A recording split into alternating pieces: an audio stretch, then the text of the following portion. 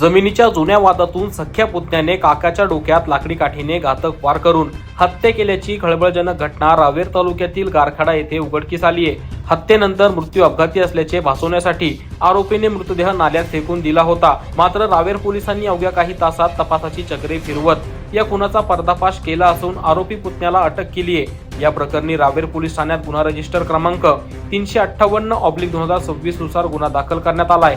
अनिल जखा बारेला राहणार गारखेडा तालुका रावेर जिल्हा जळगाव असे अटक करण्यात आलेल्या आरोपीचे नाव आहे। तर मृत व्यक्तीचे नाव रामा थौरू बारेला वय वर्ष अंदाजे 46 असे आहे।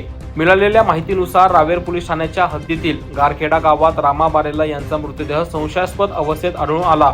गारबर्डे येथील पोलीस पाटलांनी 21 जुलै रोजी रात्री सुमारे 11 वाजता पोलिसांना घटनेची माहिती दिली।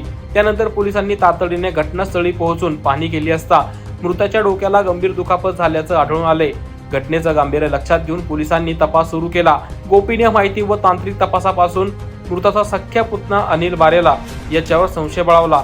चौकशी समोर आलं की जमिनीच्या वादातून गेल्या काही दिवसापासून काका पुतण्यात वाद सुरू होता।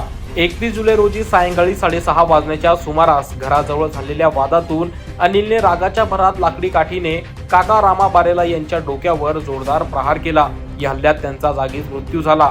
हत्येनंतर आरोपीने पुरावा नष्ट करण्याच्या उद्देशाने मृतदेह घटनास्थळापासून सुमारे 20 ते 25 मीटर अंतरावर ओढत नेऊन नाल्याच्या कडेला टाकला आणि हा प्रकार अपघाती मृत्यू असल्याचे भासवण्याचा प्रयत्न केला।